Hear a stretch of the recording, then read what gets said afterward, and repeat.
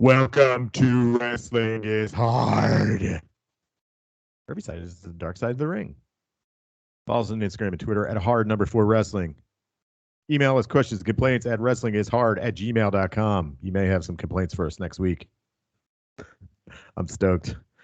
Before we do that, Jim, I wanted to say it, but I wanted to say it on air. Let's post the bracket. I'm gonna. You want to post the full bracket? Unfilled out. Here's what we got. Oh, okay. So delete all the. I gotcha. I was just gonna post the just the list of wrestlers. We'll get to what we're talking about. We can talk about it right now. It doesn't matter. I was just gonna post the list of the who we selected and then reveal the bracket. But maybe if we just post the whole bracket, that'd be more fun. Yeah, I want people to play through it. Yeah, same here. I think that'll be fun. No, good call. Anyway, before we move on to you guys, I might as well explain what the hell we were talking about. We're doing a wrestling round robin tournament to determine the best professional wrestler of the stuff we watch, including storyline, men and women included, of the stuff we love, and of the stuff we watch and the stuff we love. And we're going to vote on it, 3 of us. So it's going to include AW, Stardom, some guy that's not in any of them, and we included all the champs and very near and prominent players of WWE. So don't worry, Roman Reigns will be in there. Chris? Yeah. Go ahead, Chris. You can't seem to hold in your laughter. Did Jimmy just come out as gay or something before that?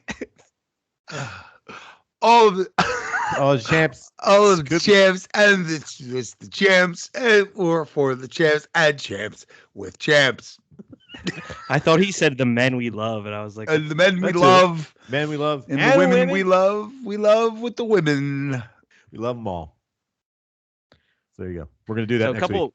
Yeah, a couple notable vacancies. No Sting, no Jay White, Sting. no Kota Ibushi. This is Nope. about the last 12 months, and who was the most compelling during those 12 months. So don't be surprised when you see that. We encourage you guys to take a look at it on our Instagram. I don't know that you can print it out, but I'll post a link to it after we this goes up, or tomorrow. Whenever I get some time to do it, I'll post a link. I'll let you all know. Have you been enjoying our Instagram stories? How's your grandma enjoying our Instagram stories, Brandon? oh, dude, you posted some shit that was just like pure asshole. The literally assholes, like just Japanese buttholes the other day. And DDT. I was like, what are you talking about? It was DDT. I said that to my employees. I said that's me in the corner, and this is you guys talking to me, asking me questions. I was the repulsed person. Like, get away from me. Oh, that's good. Stuff. Yeah, So, Brandon, I've made some concessions in my life, Yes. especially when it comes to family. But this has been a new one. Just watch you having control over something that my grandmother thinks that I have control over. Just don't tell her you don't. Don't tell her you don't. How was your week, Brandon? How's work? How's everything? How's the dog? The dog's good. This is day 8 with the dog, and I think we've hit our routine. She's 2 years old, and she's like one of those pandemic pets, which I think is a notable thing because as soon as you walk out of line of sight, it's a panic ensues. So after last podcast we recorded, I had just got her. I took her out for 90 minutes. Just wanted to gas her out because it was our first night together. Trying to get her to pee or poop, nothing. The moment we get back inside, just pisses, big, stinky yellow piss right on the carpet. No. So she was sending a message. Since then, we've bonded. We've got it together. A couple logs on the tile since then, but that's okay. I was sneaking a little DeBruno Brothers to her, so that's probably on me. But we're all right. Pepper shooters. Yeah. Oh. No. Little crust. We're talking crustinis, bro. Maybe a little half a beef stick. Well, I mean, if it's the Bruno Brothers, that's expensive shit. Yeah. So you're not giving it to the dog. Dude, I was. I mean, crazy. Chris, how are you? Beginning half of St. Patrick's Hell. Oh, that's right. It's St. Patrick's week. Congratulations, Irish people. No one pays attention to white Irish people ever. During the rest of the year, they got a special day. Chris, how was your St. Patrick's Parade Day? Actually, it wasn't too bad. That's actually the easiest one of them all. You get 3 of them. It's the Saturday before, the Sunday before, because that's the parade, and then St. Patrick's Day. The Saturday before is pub crawls and idiots. And we don't participate. We don't participate in any of it, but we still get the runoff. The parade actually was. Parade was fine. I didn't have to throw. I started my day at 11 o'clock. Doors opened at 11 o'clock. We were jammed all day, and I didn't have to throw anybody out until 6. That's a plus. Okay, that's a plus. Yeah, and I told him, I said, we've been packed in here since 11 o'clock this morning. Packed. And you're the first person I had to throw out. So give yourself a round of applause, buddy. Hold on. What did he do? Come on, explain what he did. He asked me for a beer. Okay. That would be reason for me to kick him out right there. Right. Yeah, exactly. For asking me for something. How dare he? I went to go get him one. The beer he asked for was on draft. He said, I can only drink bottles. And I went, an aristocrat. And I went, well, we ain't got that in bottles. So I got him something else, and he leaned over, and I'm pouring a beer for somebody else. He's right in front of me. He leans over to tell the guy next to him something. Well, the guy next to him is one of our cooks. He was off that day, just stopped by to say hi to everybody and have a couple drinks. Young kid. And he's looking at me, giving me like what the fuck is this dude's doing? And I can hear him go, this fucking pussy. He fucking I never had so much anger. And this fucking pussy gave me just for Chris. Okay, listeners, I'm going to cut you off. Listeners, you may not know Chris. Chris is a scary looking individual, and I don't know why people fuck with him all the time. They love it. I don't get it. They love it. And also, and I mean, look, if I wear a lot of free t-shirts I get for free to work. Okay? Just so I don't waste the ones I spend money on and get them all. Newport Alive with Pleasure comes with a carton. Yeah, exactly. And most of the t-shirts I get for free are from MMA gyms and shit like that. Oh, that's why. But it happened long before I had that stuff. Like a lot of them are like Fuji Jiu-Jitsu and this and that. Like I get them all for free from people. And yeah, so anyway, he does this and I hear him. Now, you know me, I'm smart enough now at this point in my life, finally 47 years into it, almost 46 years into it. I'm smart enough to not get into physical altercations with anybody unless my life is legitimately in danger. And right, even then I'm fucking running away. I actually had a guy come at me, a crazy person come at me. I mean, this guy was completely out of his mind late night. And I looked at him and was like, whoa, just ran to my truck as fast as I could. I was like, no. But Chris, anyway, what year, real quick, Chris, what year would you say between now and 47 did you reach that conclusion? No more. Well, I'm 46. I'm 45 and a half. 45 and 364 days. I don't know. I have no idea. How old am I? Wait a minute. How old are you? I'm 46. Okay. I'm as old as I thought I was. Yeah.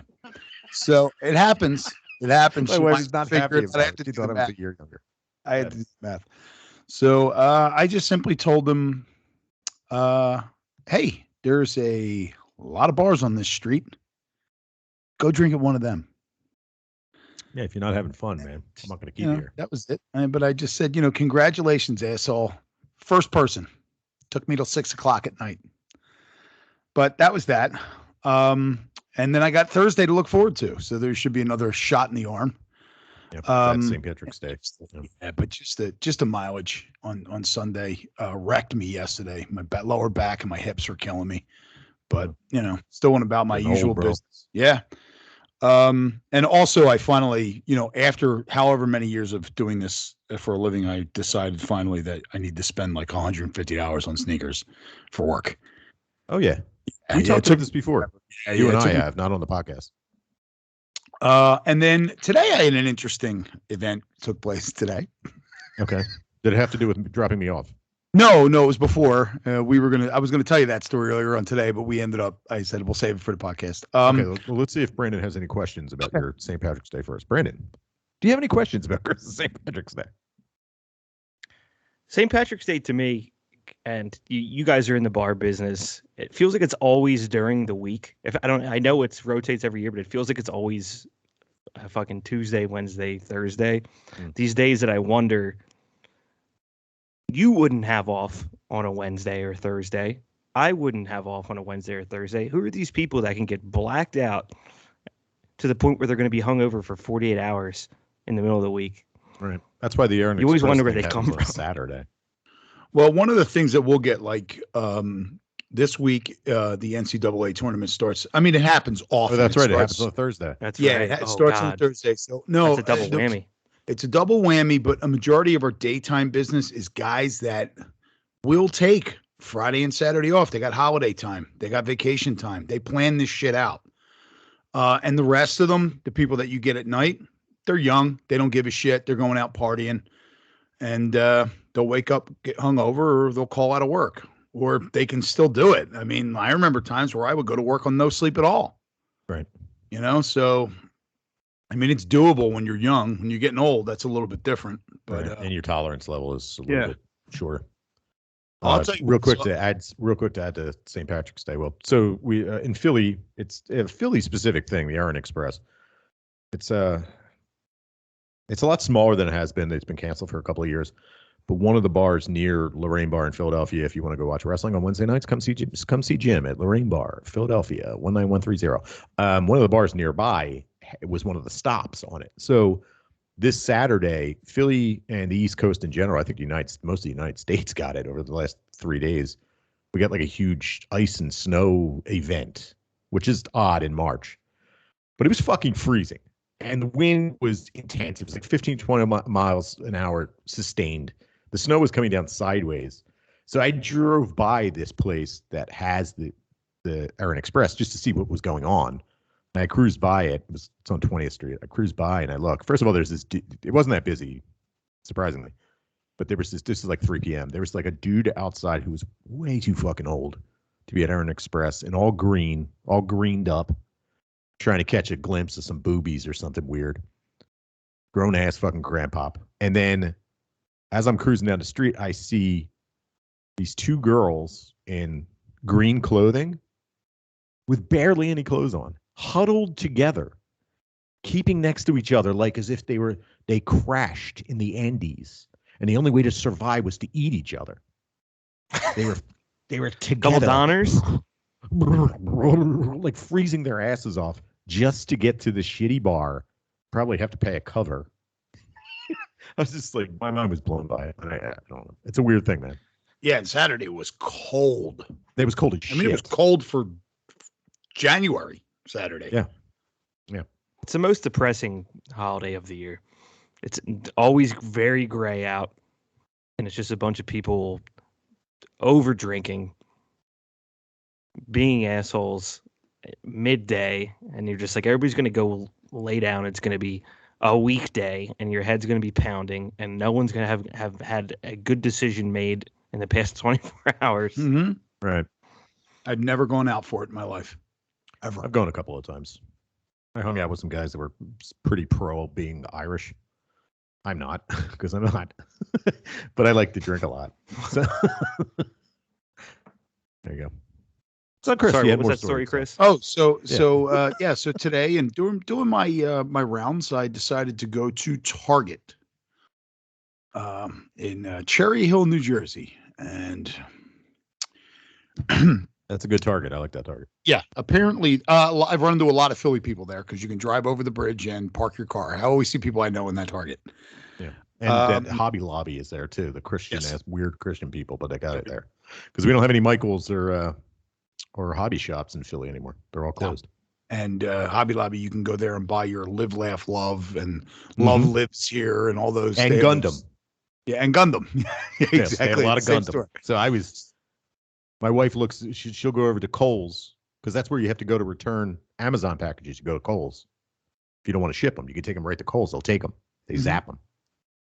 Especially if you're close to that last of the 30 day that you have to return it. I have something I have to go over there. So what we'll do is we'll get a reservation to Seasons 52, the greatest chain restaurant on the planet. We'll get a reservation there. We'll stop at Kohl's. While she's in Kohl's dealing with the Amazon kiosk, I go over to Hobby Lobby and wander around. And there's attractive women in there. That's fun. And I got Gundam too. So there you go. Go ahead, Chris. So they're doing some renovations on the Target in Cherry Hill. And I guess one of the renovations they're doing, easy for me to say, is to their restrooms. So they have one of these they have one of these futuristic trailers outside with 3 bathrooms in it that are legit bathrooms, right? Mm-hmm. You got to go up the steps and open the door and go into a stall. And it's basically just 3 single bathrooms, half baths. And there's a light. You lock the door and it says occupied, just like an airplane or a porta-john or anything else like that. So I walk up and I open the door and there's a woman in there on the toilet, screams at the top of her lungs because I opened the door to the parking lot of the Target. Wasn't like it was in a corner. Right. I opened the door. It was like big fucking monster with stupid glasses on and the world behind him just exposed. This woman screamed at the top of her lungs. And, I'm like, Jesus Christ, I got scared too. She didn't lock the door. I just grabbed an open door.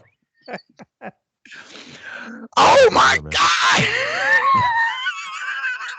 Gotta lock the door, lady. Oh my God. I had to go at Target. So I didn't want to see her because she had a red shirt on. So I think she worked there. So I took my glasses off, put my hood on, and I pulled it shut so it was red down my face. So yeah, that happened today. Good times. I was waiting to walk out and have the Cherry Hill Police Department there waiting for me. Yeah. I would have just been like, yo, look at the tape. I didn't pry the door open. She left it unlocked. What do you want from me? I was almost a sex offender today. Awful. I mean, awesome, but awful. Brandon, any thoughts on that? Questions, concerns? Unmute your mic. No, that's tragic. I have a similar story, but I don't think that I should tell it. So I'm going to move on. All right. Well, there you go. All right. Let's move on. Let's talk about pro wrestling. Yep. Let's do it. Okay. So when I typed out this outline, it was announced that Scott Hall was dying. I think he's officially dead now. R.I.P. Scott Hall. Yes. Razor Ramon. And I got to say, I took this surprisingly poorly. This upset me. Brandon, thoughts? You guys go on this one. This was, I was thinking about this Scott Hall, and he was WCW by the time that I started watching, and I was WWF #1 fan at that time. So I missed the majority of Scott Hall's career. Right. I don't really even feel like I have anything to say about it. Right. So I'll probably just pass on this one. Chris, I'll let you go. Well, this is a guy that, in my opinion, I think most people would agree with me, is probably one of the, if not, well, I don't want to say him in particular, but the storyline that he was such a big part of is probably the biggest, most important storyline in wrestling history. With them, the whole NWO thing, and it got watered down. It wasn't, I've said it before. It was flash in the pan, is what it was. But it was impactful, but it didn't last that long. Right.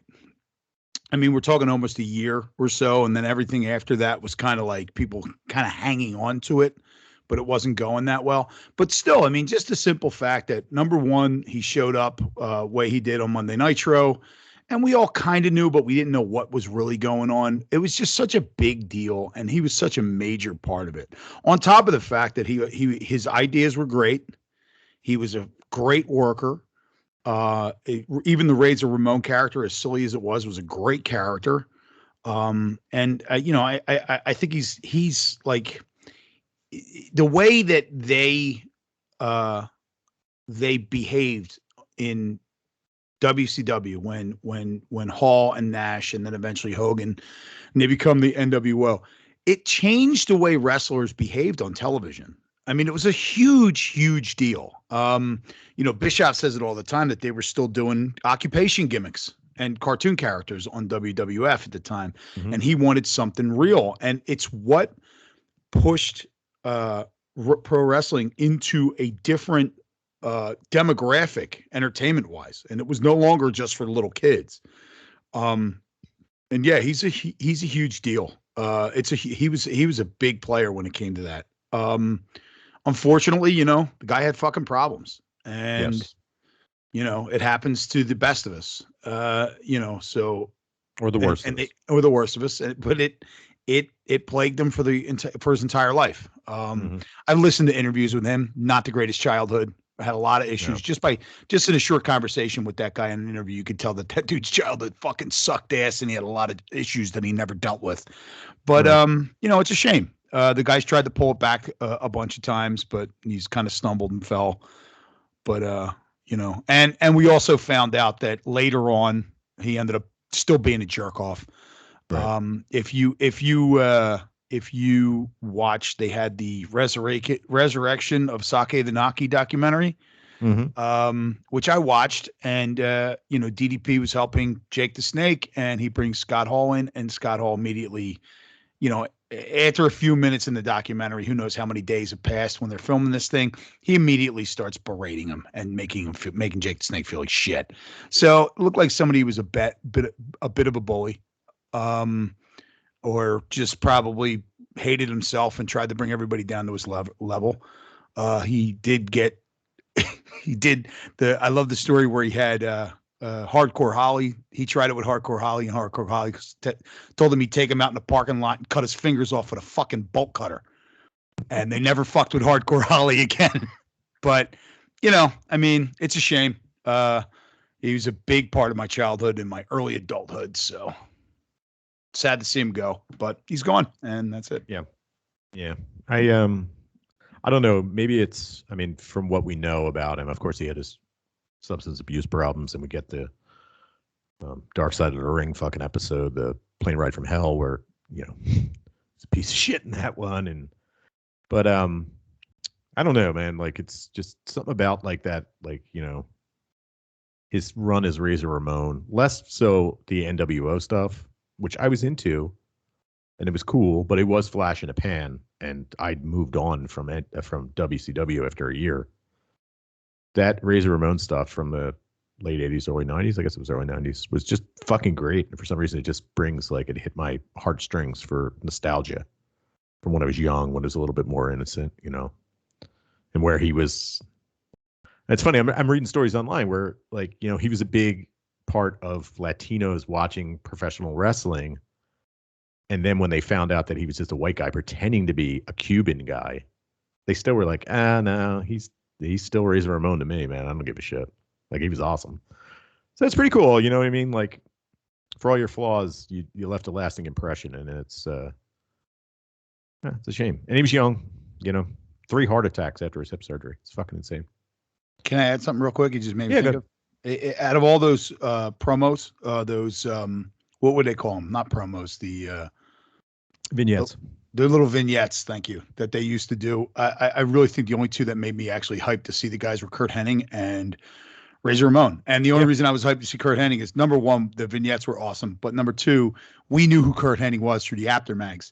So we were familiar with him, but I had no idea who Scott Hall was. He was the Diamond Stud. Who watched fucking WCW Saturday Night when fucking Bill Watts was running it. I didn't. We didn't. So he was another one that I was excited to see, and I don't think there was ever a point in his career where I watched him and was like, oh, this dude. Oh, he always and he said the great thing. He's like, dude, he said, I said this a bunch of time here. He would say, I look just as good laying as I did standing. He's like, I'll take your finisher and lay there in the middle of the ring till everybody left the arena. He's like, it's fucking, when it's said and done, it's a fucking job. Yeah. Do it and make your money. Kevin Nash seemed to be like really on that. I don't give a shit. I'm getting paid whether I lay down or I stand up. What the fuck do I care? Doesn't matter. Where there was other guys like, Shawn Michaels and Bret Hart and guys like that who had to be number one. They were just like, I don't give a fucking shit. Scott Hall was a physically impressive guy too. Like, he had Vince written all over him, man. I don't know. Brandon, any questions, thoughts, concerns about this? No, I was reading through his Wikipedia page today again because pre my time. So when it's pre your time, you just can kind of consume everybody as if they existed simultaneously and don't have a lot of context. And I was shocked to see never world champion. I was thinking about a lot of the guys that we talk about today, like Hangman Page comes to mind. It's like similar in stature at least. And having watched Razor Ramon and Scott Hall promos, be like, man, these companies would fucking kill to have somebody like that today as their champion. So, yeah, I was watching the promo where he first comes out in WCW and he comes out of the crowd and he enters the stage and enters the ring, and you could tell the guys in the ring that are working during that are wrestling had no idea he was showing up. The referee did, and he was cueing him in on it as it went on. A bunch of dummies from WCW, and he comes in and he does this like very deliberate, slow promo in his almost Razor Ramon, not quite Razor Ramon, but kind of Razor Ramon. And excuse me, Jesus Christ, I just burped. And he, I was thinking while I was watching, I was like, if this was done peak WWE and he did this, everybody would have been screaming what during the whole fucking promo, which we're going to get to. Oh yes, we will. That just drove me nuts. That I was just like thinking about the way he was so deliberate and he was stopping. He was stopping for dramatic effect, and he's stopping everything he's saying. And that was such a big fucking deal. He shows up in that Canadian tuxedo with the toothpick and the greased hair, and that had never been done before. And mind you, this is the very early days, the very early years of the internet. So like this behind the scenes shit was not as known unless you were like listening to Meltzer. You know what I mean? Like you didn't. This is back when Meltzer was at his peak power. Yeah, just like he was. Who's the guy? Who's the energy vampire from fucking Colin Robinson? Colin Robinson. He was Colin Robinson in a room like. Yeah, I don't know. R.I.P. Scott Hall. Also, the man responsible for the Crow Sting character. Mm-hmm. According to him and Sting. Sting was the one that says Sting says it. Yeah. First ladder match in WWE. Scott Hall and fucking HBK. Very impressive. Very cool. R.I.P. Dead. Let's move on. Any final thoughts on this? Negative. Negatory. Brandon, questions, thoughts? No, I'm good. Okay. Let's move on real quick. We're going to go through Stardom because we got a big show coming up, but it's at the end of the month. But they announced the Cinderella tournament. Cinderella will be named. Now, I'm not going to go through everybody, but I will pick some matches for you guys to watch if you don't watch the whole thing. It's single elimination, so you're eliminated over. I think you're eliminated over the top rope too. It's 10-minute time limit. It's pinfall. Yeah, it's pinfall submission or over the top rope. You're eliminated. But one interesting thing is that Kairi Sane. Kairi Hojo is not in this. It's a little disappointing for me because I think she's double heading the big show at the end of the month, and then this starts in April, and it makes me think that she's not working every show. She might just be around for special events and stuff like that. Less excited, more excited, or what? You conked out. I didn't hear you. Less excited, more excited, or what for this? I'm just excited. Something, right? I mean, it's something. We got something because there's really been nothing.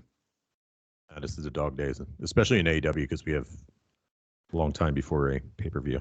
Although it hasn't been bad, but there you go. Brandon, you're gonna. I got some good stuff that you're gonna have to check out. So deal with it. Yeah, I'll do my homework happily. Is this something where you feel like it's set where Kairi Sane is not appearing, or do you feel like there's potential for it to be an intentional exclusion? And no, they put out the bracket. She's not included in it. So the current champs are Tsuri and Saya Kamitani, and they get first round buys. Often in the first round, someone gets double eliminated. That often happens. It's kind of predictable at this point. You know, for all the things I tout Stardom for, their booking at times is predictable and makes no sense. It's the worst part of their thing is that it's kind of like, kind of doesn't make sense at times. But Yeah, it's pretty set in stone who's going to be in it. And it's all Okay. local talent. It's all people that have worked there before. So we're not getting any foreign talent coming over yet, which makes sense for like business model standpoint. Like you don't know if you're going to get locked down again the way this fucking shit's been going. Just stay with the people you know. I don't know. It should be fun though. It's one of the first years that's got all these people from like all these new signings are going to be involved in it, which should add some new blood to it, which should be fun. Yeah, let's do it. Let's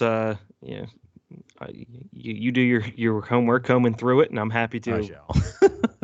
happy to dump a couple hours in that. Yeah. And also real quick, because we don't talk much about New Japan, but we should because it's getting better. New Japan Cup. I'm going to go through. We've worked through some of this stuff, and here's who you have. Here's your matchups right now. So I think they're down to they got a couple of rounds. So Kazuchika Okada has worked his way through. He faced Taichi. I've been watching a lot of this stuff on the treadmill.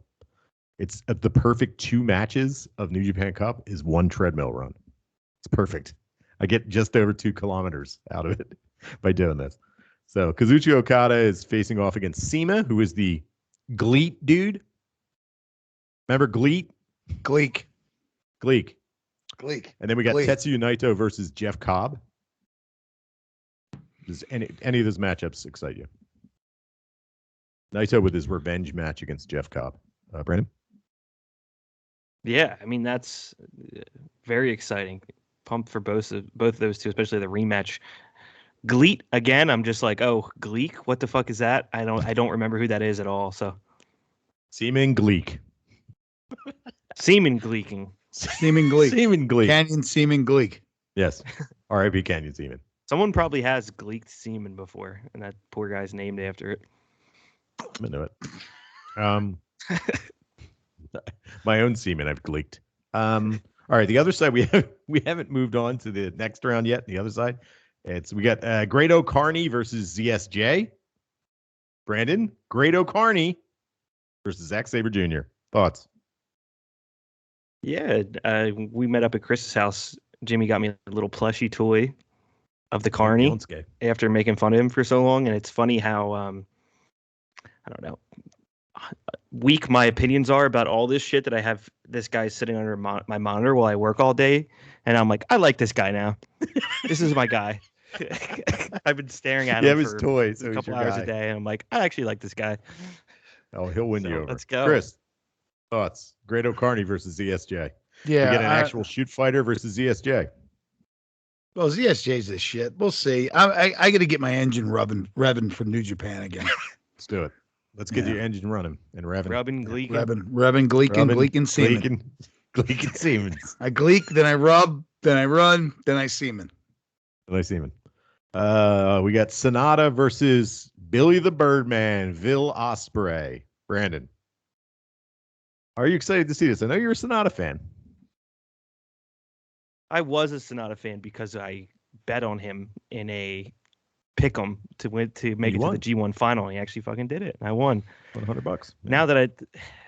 Now that there's no money on the line, it's like watching an American League baseball game. I'm just like, I don't care about any of these teams.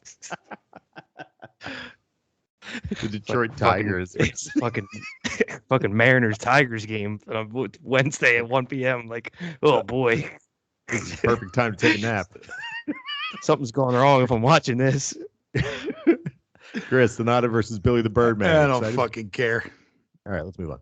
How about this one? Shingo Takagi facing off against Chase Owens. Brandon.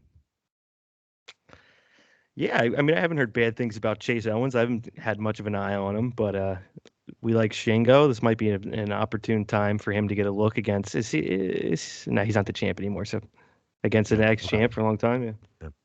Shingo beat the first round match was against Tomohiro Ishii, which was exactly what you expect. They beat the piss out of each other. Chase Owens, you want to hear who he beat to get there? He beat Jado and Tiger Mask. Chris, thoughts? Two of the greatest. Jado, who's one of the most spry professional wrestlers around today, and Tiger Mask, who diverticulitis. Who had diverticulitis. Diverticulitis mask. Two of the greatest torsos. Shooting liquid out of your ass hips. mask. All right. So, and then the final match of this round is Evil versus Hiromu Takahashi. So Hiromu Takahashi versus Minoru Suzuki that's who he beat Minoru Suzuki to get into this round. Insane. Check it out. They chop the fucking piss out of each other. Blood comes out of their pores from the chops. It's insane.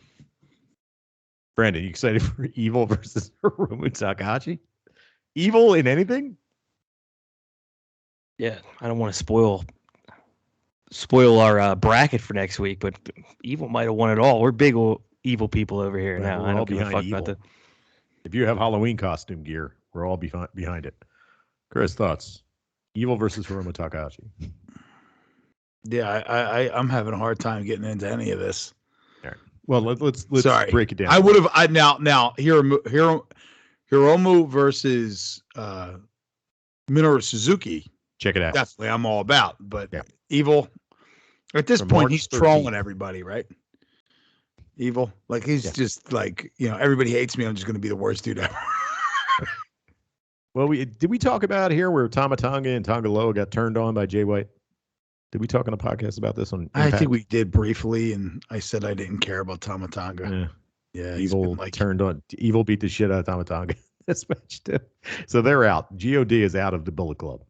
Great. The Bullet Club's still around, and we just got done talking about NWO being a flash in the pan, and this thing's still hanging around. It's been around for 15 years. Jesus Christ. Okay, so this isn't exciting you. So let me break this down for you. So Okada is facing CIMA. Okada will be in the final. Seaman. Naito is facing Jeff Cobb. I'm imagining Jeff Cobb makes it to final. I think we're getting Okada versus Jeff Cobb on one side. So we get the Great Carney versus Zack Sabre Jr. Zack Sabre Jr. always does well in these. I'm going to say we get Zack Sabre Jr. goes through. And then we get Will Ospreay versus Sonata. I think we're getting Will Ospreay versus Zack Sabre Jr. in that final, which should be good. Shingo versus Hiromu Takahashi on the other side.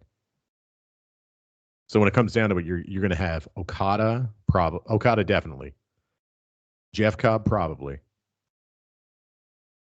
Will Ospreay on one side and Hiromu Takahashi on the other side. Should be pretty good. Shingo versus Hiromu Takahashi. I don't know. I'll take Shingo versus Zack Sabre Jr. or versus Will Ospreay as well. The problem is that, okay, they line up as really good matches, but it kind of is like we've seen all these before. Brandon, thoughts? Yeah, I mean, this is just going to be one of those things, Jesus Christ, that I'm going to have to take a look at it and see if I can get into it, because right now, not so much. I'm still laughing at Chris saying the Bullet Club NWO thing. The Bullet Club is like one of those bands, like when you see Leonard Skinner's touring, you're like, everybody has been relevant. Leonard Skinner has been gone for 20 years. It's like what the didn't they all die at one point? Yeah, they're all dead. The Van Zants are all dead. It's like their cousin, their second cousin, somebody's husband. Some Allman is still around. There's still the Allman Brothers band. So on the river. Yeah. All right, let's move on. What do we got next? Dynamite. AEW. It's time for AEW. AEW Dynamite. Ooh, all right. Do I sound excited? Yeah.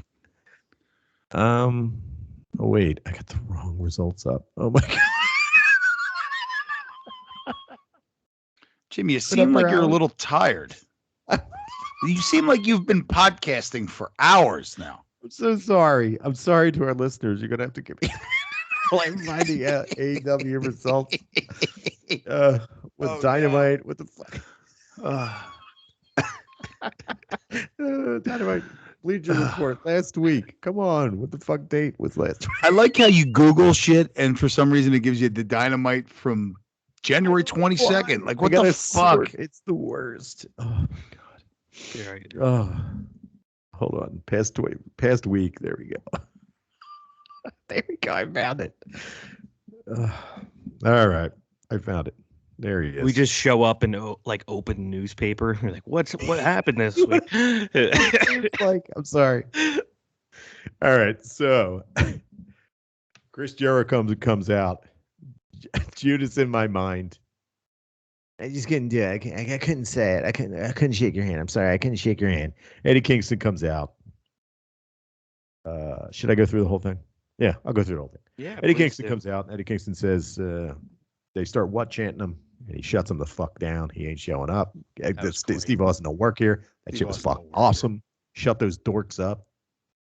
For real, who the fuck is wadding in 2022? The year of total annihilation. Brandon, thought. It's 100% me bringing one of my friends on a Wednesday night, and he had 10 drinks, and I convinced him AEW was good, and he hasn't watched wrestling in a decade, and he's like, this will be funny. Doesn't ask his friend if it'll be funny, and then just spouts it out when it gets real quiet. And the weird thing is, it was like 8 people, but they were really loud. It wasn't like the whole crowd was doing it. I'm sure they were getting shouted down, but it was like 8 dudes going, what? Well, because the rest of the crowd was actually interested in what Eddie Kingston had to say, so they shut up because it was compelling. Oh, God, what is the worst thing that happened to professional wrestling? It really is. Besides, like, the rape and sexual assaults and stuff like that. What? There's been some bad stuff. There's a whole Chris. TV series based on the. Yeah, but that only happened in Canada. All that stuff happened in Canada. Yeah, most of it happened in Canada in season 2. Johnny Canine. Anyway, let me go through this real quick. Okay, so as if you guys are interrupting me. Stop what you're doing. So he addresses Eddie Kingston. Eddie Kingston comes out. He shouts down the Watts. Where was I? Okay. And then Jericho goes to shake his hand. 2.0 shows up with that other guy that didn't make the cut on the bracket. And they start beating the shit They start beating the shit out of Eddie Kingston. Then the Proud and Powerful show up. Jericho grabs the baseball bat that the Proud and Powerful have and start beating the shit out of the Proud and Powerful. And Eddie Kingston. And now Jericho has a new faction. He's sick and tired of everybody's bullshit. He is now a member of the Proud Boys. Brandon, thoughts? Yeah. The Jericho Appreciation Society formed, which it has to be short-lived. This can't go on for long. What a terrible name. Yeah, I felt like Jericho was kind of turning around a little bit with the Kingston thing. I was getting into it. It almost looked like he got thinner from Sunday to Wednesday, too. I don't think he got a spray tan or something because he was very orange. But I was like, wow, he looks more youthful than he did like a week ago. And South Bronx Paradise, baby. And I was, hopes are up. Kingston killed it. And then I kind of was just like, oh, no. I like Daniel Garcia, but 2.0 doesn't do it for me when it comes to like these bigger names that we're interested in, whether it be Jericho or Kingston. I think they're going to do like a Garcia versus Garcia versus Jericho thing in the near future. But I hope they just kind of stick with Jericho and Kingston. They were more interesting, and this wasn't good by the end of it. Chris, thoughts? What was Jake Hager doing? Oh, did he come to the ringside? He came to the ring. He got in the ring. He asked why. Did like his arms up in the air and was saying why? And then he went, because like he against his will attacked the Proud and Powerful. It's like Sloth from the Goonies. Yo, bad storytelling. This made no fucking sense. It was completely garbled the fuck up. Those two idiots. Let me disagree with you a little bit. Okay. I kind of agree with you. I did we've watched Stardom over the years, okay? Or over the year. When Oday Otai, the heel faction, has someone betray their faction and join them, they beat the shit out of each other the whole match. And then they turn on their buddies, which makes no sense. At least in this one, it was kind of like 2.0 and Garcia were beating the shit out of Kingston, and then they just went over and kind of laid on top of Jericho, which I was watching to see if they started punching him. It makes no fucking sense. They kind of like laid on him, laid their knee on him, kept him down, like kept the decoy going until the last minute. I did like that. I just wish they were called the Proud Boys. The other thing is we talk about this all the time. There's going to be a theme. It's going to go through this entire podcast with me. And why are 2.0 even there? To lose. They're not in the tag. They got a million fucking tag teams. And these guys are not even involved in the tag team picture. They just kind of Chaos yell at a wins. camera and walk around and leave and beat people up in catering. It makes no sense. I don't They're also understand Canadian. what their purpose is in AEW, why they're there. And now we're going to use this team who's never done anything to push a story. It just doesn't make it doesn't make any fucking sense. You know, it's Brandon, thoughts? tuned out. Yeah, I've tried to embrace the fact that there's 700 fucking guys back there that could show up at any moment, and some of them have to be like no name, non thought of figures that just exist as like goons. I just said Sloth from the Goonies. Baby Ruth. But yeah, it's hard not to react the same way Chris did. We were just like, what? Why are you fucking here at all? So, But you know, here's the thing though. I understand what you're saying, like, and it makes perfect sense. It's my question is always like, you know, from watching wrestling, I'll compare it to when we were kids and we watched on Saturday afternoons and they used to just squash the shit out of guys. Those guys were just paid to show up that day. You can do that. You can have like, hey, look, we need some like, 2.0, come in here and lose to the proud and powerful. We'll pay you, you know, $5,000 and your travel to get down here this week. And catering. Yeah, I mean, like it. I'm just saying, it's better, like, you know, you don't have to lock these guys to fuck up, and then it's Vince Russo shit. It's fucking everybody has to have a fucking storyline. No, they don't. Get rid of this fucking dead weight. You notice when a professional, like, I don't know what that con guy that worked for WWE now does. Remember the other con that came in and just started. What's that? Nicholas Khan. Nicholas Khan. I thought. All right. I thought his name was. Forget it. I was going to say Ratha, but anyway, he's not Ratha. Anyway, he shows up, right? And I don't know what he did before, but he seems like a corporate, you know, businessman. He shows up and he goes, "All these fucking people you're paying to sit backstage, get rid of all of them." Right? I know. It's just like you're watching a professional, somebody who, you know, the pinnacle of the business, the biggest company in this business, and they're now saying it's a smart idea to cut people that don't do shit and not pay them, and you're continuing to do it. It doesn't make any fucking sense. And then you almost feel justified in using them by jamming them into these fucking storylines. But I think I'm going to disagree with you guys. I think that the reason they're involved is because they're attached to Daniel Garcia. Daniel Garcia is the one that's going to look great coming out of all this. Those dopes are going to eat pins and just get heat the whole time.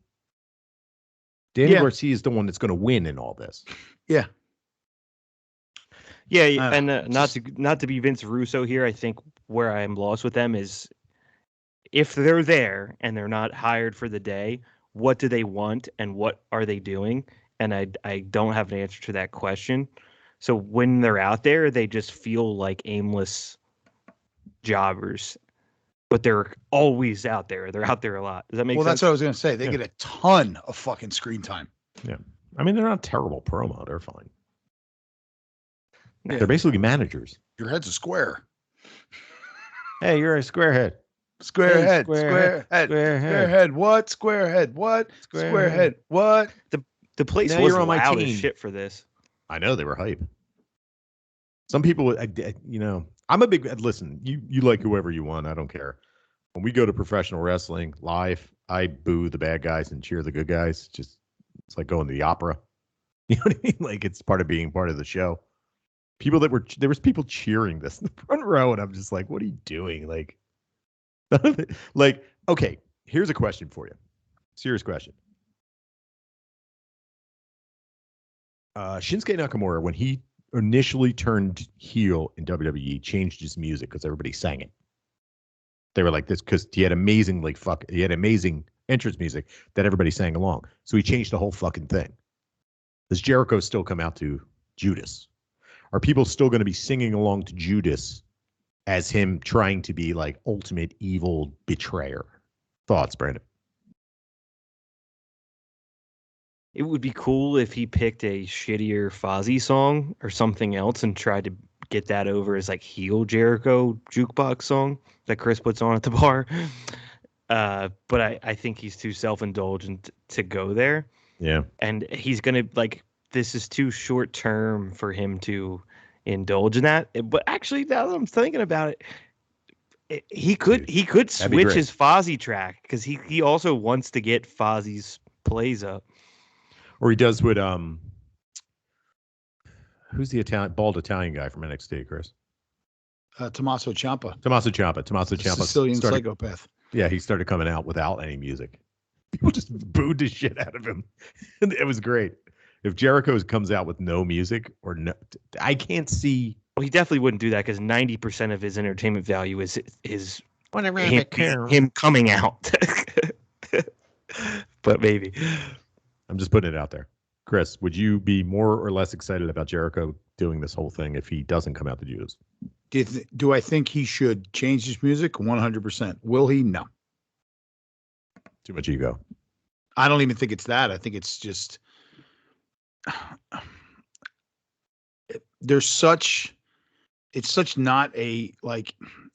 a oh God, what's the word I'm looking for? There's such a focused group of fans that they have that whatever you do is not going to matter. They don't watch heroes and villains.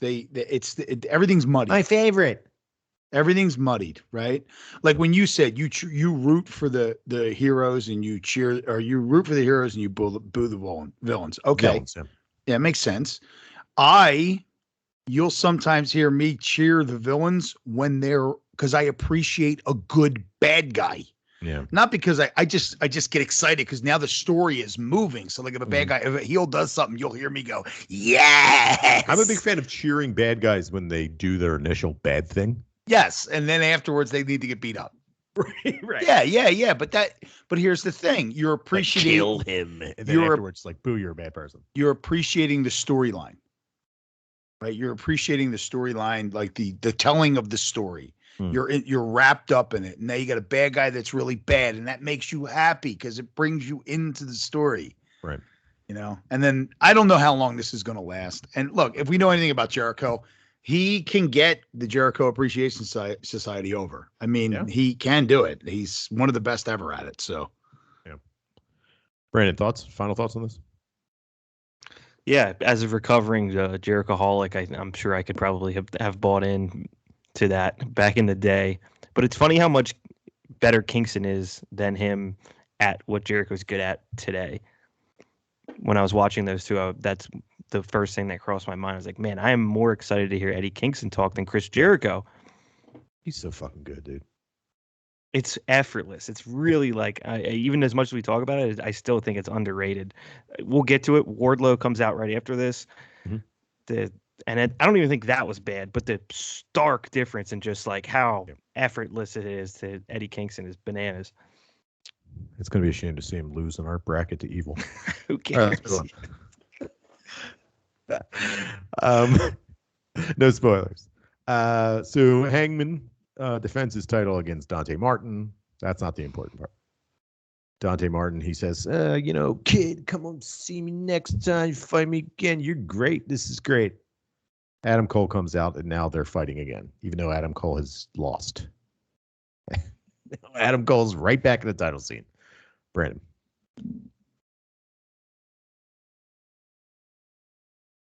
Muteman. They like putting Dante Martin over.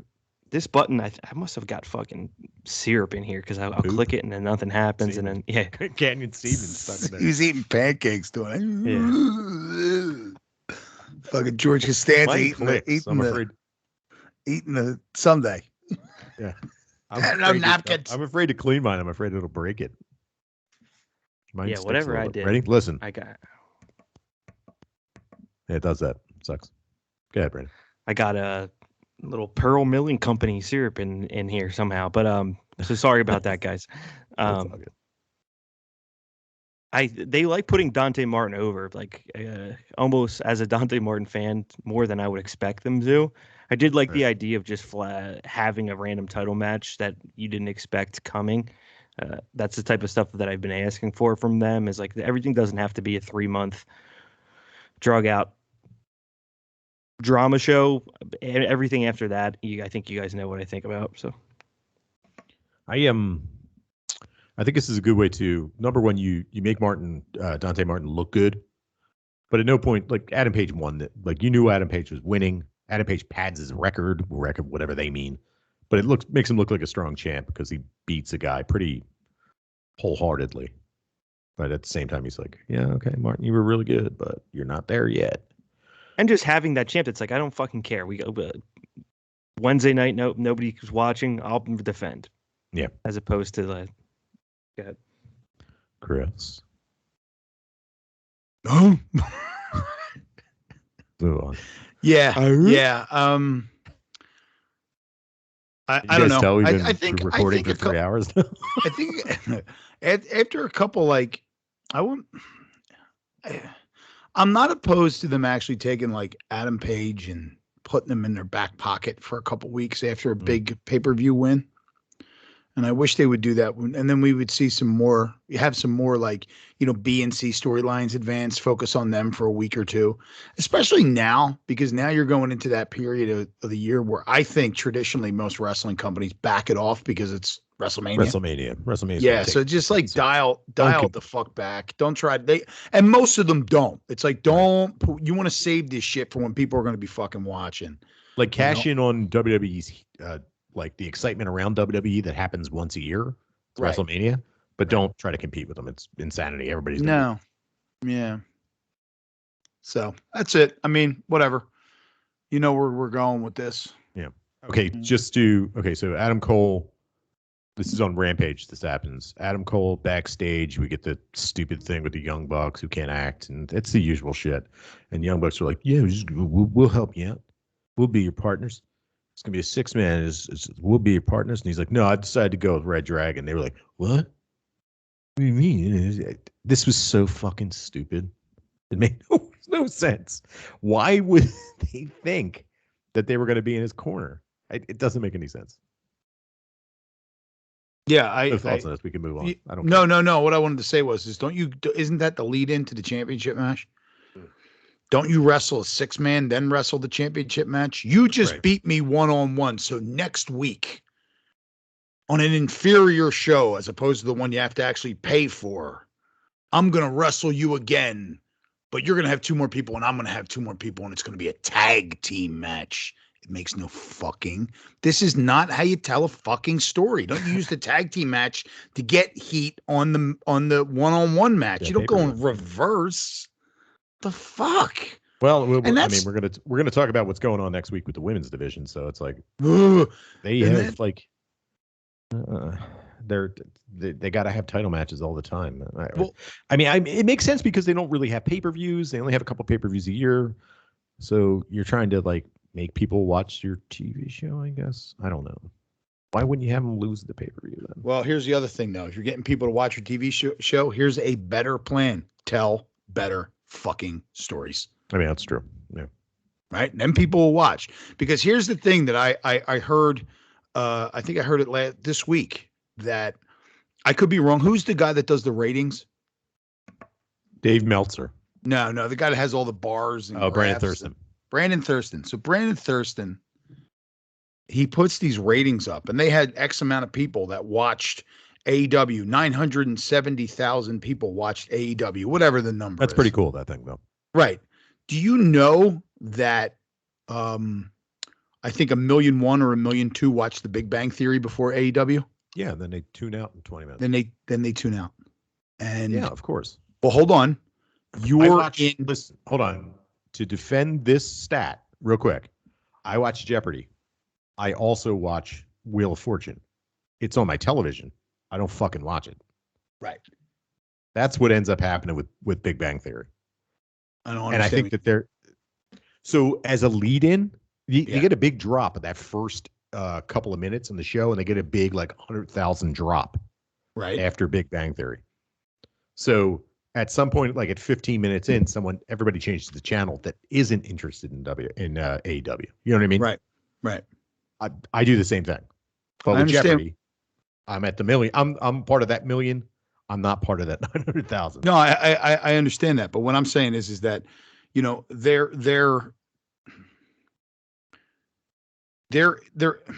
I'm going off on down into the weeds here. I'm sorry. Go ahead. They're about to be taken over by Discover.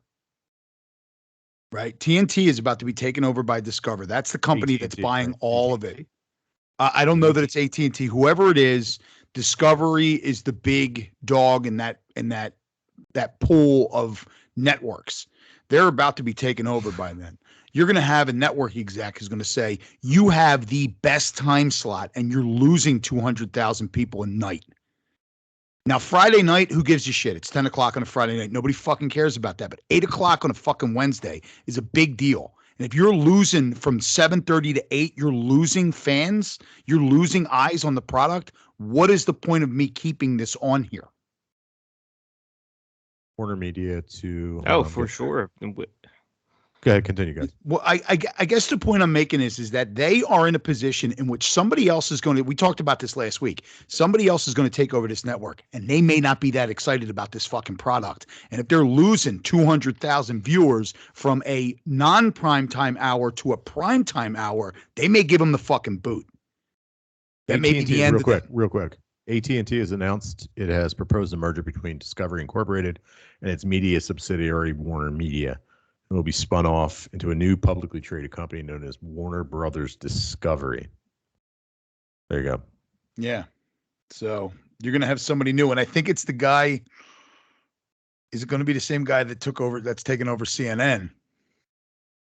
You know, I mean, they may, I'm just saying if they don't start telling fucking stories that people are interested in and not pitching an idea to people who are already watching it, doing something, it's going to be tough to be able to have that ground. We just talked about Scott Hall, had that groundbreaking thing that's going to make new people tune the fuck in.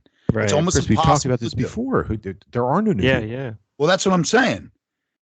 What I'm saying is that there are no new people. You can't grow this fucking product. You may be saying the bye-bye to TBS on Wednesday nights for AEW. That's what I'm saying. But they're not. Go ahead, Brandon. I'll let you go. Just to add to Chris's point, it's not even the new people. Like, they're still getting doubled up by Raw every week. So the argument of like, if best case scenario, this executive that comes in is like knowledgeable on wrestling, and they're this new upstart wrestling company, and they're growing, they're getting viewers. I know NBA on TNT does 10x our viewers the next night at the same spot, but we're growing. Well, CM Punk, how about him? He's already there. How about Daniel Bryan? He was big at WrestleMania. He's already there. We got Jeff Hardy last week. Our viewers went down from the week before. Like, where's the up ramp for these executives to see? You know what I mean? Right. It's just a steady, just under 1 million viewers. Catch being is that nobody else is doing on cable is doing 1 million viewers on Wednesday night. They're always number one, number two. Yeah, you do have that a point. slot. Yeah, that's a nice slot to have. We're the best show on the worst day. You know what I mean? Yeah, you got a point. You do have a point there. You do have a point. It's just like, unless something shows up, all of a sudden they're doing live executions, and they're getting 20 billion people are watching live executions. Climbing it's friggin' yeah. All of a sudden, it's the Running Man. It's fucking Richard Dawson. Was watch TV show in the history of the universe. This is a good spot for them on Wednesday. Friday's a different story with Rampage. Well, nobody cares about that time slot. Nobody watches Rampage. Nobody. That's just cannon fodder. Just throw it out there. We'll get some people. It's either some people are going to watch Rampage or nobody's going to watch anything we put on. Let's get something. This is Friday night at 10 o'clock. That's always been death spot. I don't know. I don't see them going anywhere. They're in a million people. That's what they get. But I'd love if 2 million people watched it, because I'd get this much more stupid opinions on professional wrestling from people. Yeah, this isn't real. Yeah, that punch didn't look real. None of this is real. I want more of that. It's rigged. This is rigged. Isn't it rigged? I don't know. And then you say, well, no, we talked about this. No, and it's still real to me. All right, where are we going with this? I have no idea. How do we get on this? Fucking hurricane. Anyway, so sick of them. I've been sitting in this chair for 15 hours staring at this computer. Everybody. I'm All right, let's move on. Go ahead. Go ahead. John 'cause we're gonna Moxley get and to more- Bryan Danielson versus two dopes. And No. Where the fuck they find these fucking couches? Dumb and Dumber. The big guy with the gray hair, he's on AW Dark a lot, losing. So yeah, there you go. There's your local talent jobbers match. They win, unsurprisingly, and Regal comes in and cuts a promo. It's pretty cool. I like that he touched he touched Shivani's suit and says, "Looks like you haven't gotten a better tailor." It was really good. This was good. This is great, as a matter of fact. I love this. This was excellent. I wish Moxley wasn't considered talked to. He was pretty much talked about by Mr. Regal as secondary to this tag team, but Brandon, good. Yeah, I mean, this was one of my favorite AEW Dynamite moments ever. I really enjoyed that. I felt like I got some representation here. I was pumped up. I did laugh at the Moxley being so ignored, and Moxley's pacing around. He's always doing the thing Chris makes fun of, where he's shoulders are rolling, and his name comes up, and he just goes and just wipes his he just wipes his face like this, I'm here. What are you? I'm waiting for something. It feels a little strange still. The two of them together as a tag team. I think William Regal will work to smooth that out over time. I'm wondering where this goes. Besides them, just if they're not 30-0, it wouldn't make any sense. So I'm curious how that's going to play out, because I'm going to be fucking pissed if they lose to the Young Bucks. You name 5 tag teams. Anyone. Yeah. So Chris, from there, I'm a little nervous, but go ahead. The only way that this works out for me, and I'm excited that they're doing it, but the only way it could ever work out is if they just tear through everybody and they lose. The only time they either lose the ultimate match, the big match, is them in a fucking insane match against the Lucha Brothers. That's the only way. Or let me propose this: Kenny Omega's coming back soon, right? Yes. He was on the pay-per-view. He'll eventually be wrestling again. Imagine. This is magical. Now, mind you, in interviews, Bryan Danielson and John Moxley have said they plan to enter the G1 Climax, New Japan G1 Climax, when there's fans allowed in the crowd, which they're starting to do. So imagine, okay, Bryan Danielson, John Moxley, we'll say 2 other guys, maybe Miro and somebody else ends up going in New Japan Pro Wrestling's G1 Climax. Mox and Bryan Danielson versus the Golden Lovers, Kota Ibushi and Kenny Omega. Would you be on board with that? Is that a team that you could imagine could beat those two? Because no tag team is beating Moxley and fucking Daniel Bryan unless they have internal struggle like they do in WWE. Chris, thoughts? No, I think you hit the nail on the head. I didn't even think about that. I tend to discount anything involving Kenny Omega. I mean, the guy's a good wrestler. I just didn't buy his fucking heel gimmick. So yeah, I think a lot of the reason why I discount him is because, once again, I've said it until I fucking want to throw up, but constantly playing to the back of the room, and I just don't buy it. I don't buy any of it. Chris, you never played Undertale? Huh? You've never played Undertale? No, I don't know what that is. He did an entire entrance at New Japan Wrestle Kingdom based on Undertale, the video. I don't know what that is. Neither do I. I never played it. Yeah, this is also the same guy that made fun of another tag team in AEW for sitting in their mother's basement playing video. I'm sorry, not just sitting in their basement playing video games. Kenny Omega did that one time. So, Brandon, thoughts? But yeah, I'm with you. Yeah, just I'm very interested, but I'm afraid I'm going to end up just pretty disappointed by how this could possibly go. I will say, though, talk about there's no new viewers. This feels like if there's a time to get new people tuning in, it would be these 3. This hit a nerve with me that it probably hasn't been hit since we started this podcast, as far as let's fucking go. Somebody's doing something around here. Yeah. I'm excited for this week. Chris is What do you think? No, Chris? I just disagree with the new viewers thing because I think everybody that knows who Mox is and Bryan Danielson is already watching wrestling.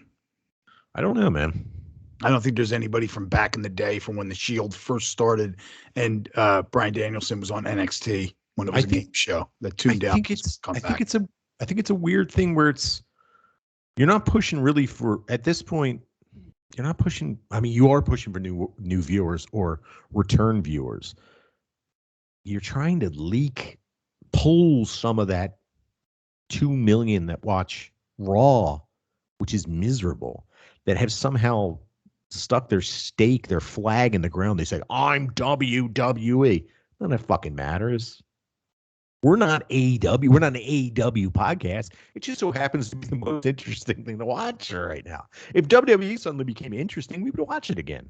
It's not. Yeah. To your point, there was a point in time in this podcast where we actually talked about NXT and ripped a fucking new asshole to AEW every week. So you're right. Yeah, AEW stunk. There's this weird guys faction. dying in the middle of the ring, and I'm in this different around them. I'm in this different age bracket of like that. Those guys were almost like high school, college people, like dudes I know were still watching wrestling, and I'm talking under 5 people. This is very Aunt Terry that likes tennis thought this was good, but I've had those people reach out to me and be like, I saw this was really interesting, specific to those 2 guys. So it's like I do think there is some pocket there of guys that are just like waiting for a nerve to be struck. To be cool again. Be cool again. Wrestling, just honestly, AEW, Stardom, to a lesser degree, Noah. New Japan's going to come back, man. There's some cool shit that you can watch. WWE just isn't cool. And that's the one that's the easiest easily accessible product is WWE. But you got to have it all. New Japan's wrestling is really good, but it's not going to win over a casual viewer because there's no promos. It's like Stardom has a fantastic wrestling, but I'm not going to get a guy that drives a tasty cake truck to get into the Goddess of Cinderella tournament. You're right. No, so Goddess of Cinderella. Cinderella of Princess. Regal coming out and saying, "Hey, this is going to go 2 ways, and you're." What is it? We're going to come out and you're not going to fucking like it because you're not going to be as prepared as us. It's like, all right. Yes. Go. Sports. Yes. Let's fucking do this. I love me some William Regal too. Yeah, he rules. I'm glad he's back. I'm glad he's in here. I'm glad he got emotional. This is cool. Let's move on. Much more emotional moment. We had an emergency board meeting of the HFO. Everybody's in a ring. The AHFO. AHFO. Is it the A? Oh, Andrade. Sorry. AHFO. So they're going to vote. They want to vote Matt Hardy out because he screwed up the ending of that match. They're going to vote him out. Isaiah Cassidy and Mark Quinn, they're like, nah, we vote in favor of him. And he's going, we don't have to vote. You don't have the votes. Well, I'm good to go. And then behind his back, they do the thumbs down. They betray him. They kick the living shit out of him. They're really beating the shit out of him. Everybody's booing. You hear music. We all know what we're expecting, but it wasn't. It was Darby Allin and Sting come in. They start beating the shit out of them. Then that Hardy Boys music hits. Jeff Hardy, knowing that his brother is dying in the ring, decides to bust out. We've been talking about this all week. Bust out a dance. You wouldn't do that for Chris? Oh, I would do it to Jimmy. If he was getting beat up, I'd run up to him, go about halfway, and just start going hand dancing. So many handguns and hand dancing before it saves him. His fucking brother. Oh my God. Brandon thoughts. I gotta compare myself. It was like it was sped up too. Like he knew he had something to do, but he just had to get one in. So bad. Let me get one Cybergoth dance in real quick, just for old time's sake, crying. for the folks. Yeah, I mean this was fucking ridiculous. From the beginning, they couldn't come up with a better way for this to all. I see Jimmy unmuted for 1 second. You just hear a very loud noise come across. They couldn't come up with a better way for this to unfold than the Isaiah Cassidy doing like a fake thumbs up, thumbs down. Oh my god, dude! Like, it like steals. It like steals it steals everything else that happens the moment you see Jeff Hardy bust out in that fucking dance. You're like, it's like the Men in Black. It's like I've just hit with this. Oh my god, Chris thoughts. Oh my god, I'm dying. Jimmy sent out a text and said, "Did you guys watch?"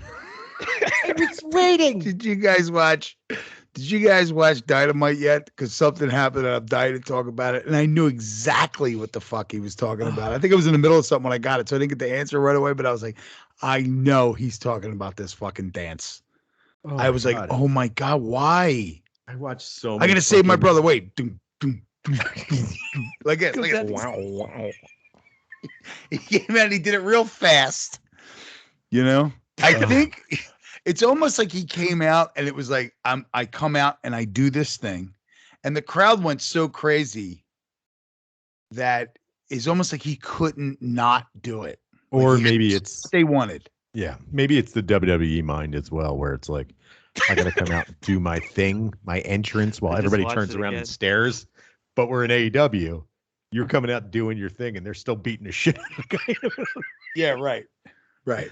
Their production is like, fucking non-existent. Right. He just hits a clean as hell 1, 2, 3 hip thrust to the right, 180, bang, bang, bang to the left, and then he bolts. Now I got to clean up what's going on in here. And the look on his face, he's like, "Oh shit, I forgot my brother's getting shaken." So good. This is easily one of my highlights of the year so far. Oh god, I can't breathe. That's going to go in the best of list for 2022. He's the most dated motherfucker of all time. Oh god. Let me. Okay, one thing I did notice when that music hit, there were so many women's voices that went through the roof like the fucking Beatles walked in the room. Yeah, they fucking love him, man. That's my mom. Yo, you still watching wrestling? Jeff Hardy still wrestle? How about Chris Jericho? Those are the two. Your mom's got a type, huh? Jeffy Hardini. Fishnet t-shirt wearing dudes with lots of jewelry. Yeah. Look, that was my heyday when I was going to corn shows. Here we go. Let's move on. Sorry, I'm not talking shit to your mom. Your mom's a wonderful person. I've met her. You can talk shit on her. Wardlow does a promo. Holy shit, he can speak. We were a Kid Rock family, by the way. Were you a Kid Rock family? Oh yeah, not still. I hope that CD. Hopefully not still. God, guns, and Trump. Yeah. Anyway, yeah, Wardlow does a promo and he can speak, and he does a good promo. He stumbles twice. Good job. He was solo in the ring, and he did a good job. Brandon, thoughts? He did do a good job. I have to do this via Zoom, where I have to talk to a large group of people once a week. I flub way more than that. That shit is not easy. I couldn't even begin to criticize him for doing that, let alone standing in I can look at a computer full of notes, let alone standing in the middle of the ring. Not easy for a guy who's there because of his body. He got the message across, and I think that's the best that I'll give him.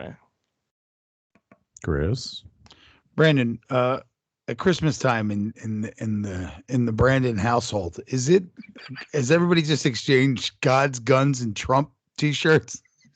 Kid Rock's God's guns and Trump t-shirts every Christmas morning. Was he Brandon? Was he your mom's boyfriend that gave you the survival pack? That was my dad. All of a sudden, it was like 2015. My parents got divorced, and they both, on their own, went like alt-right. I don't know what it was.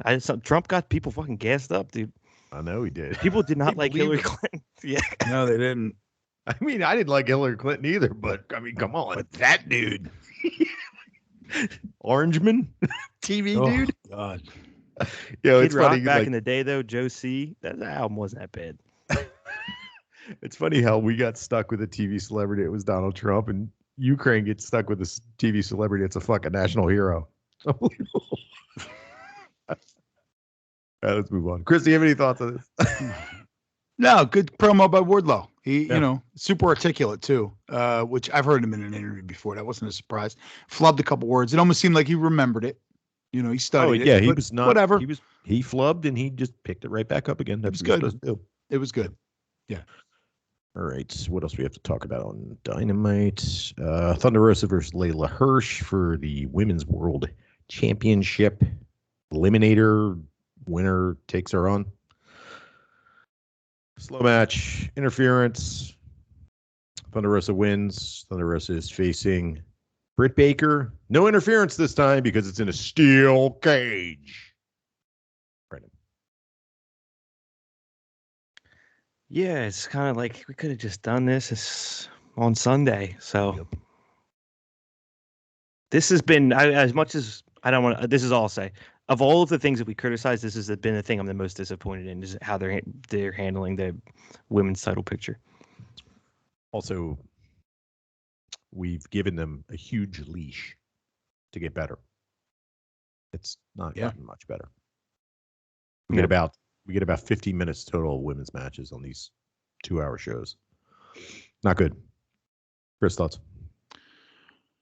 Yeah. Once again, we're working backwards. Mm-hmm. Right? Shouldn't the cage match have been on pay-per-view? Yeah. Isn't that the payoff? I don't like.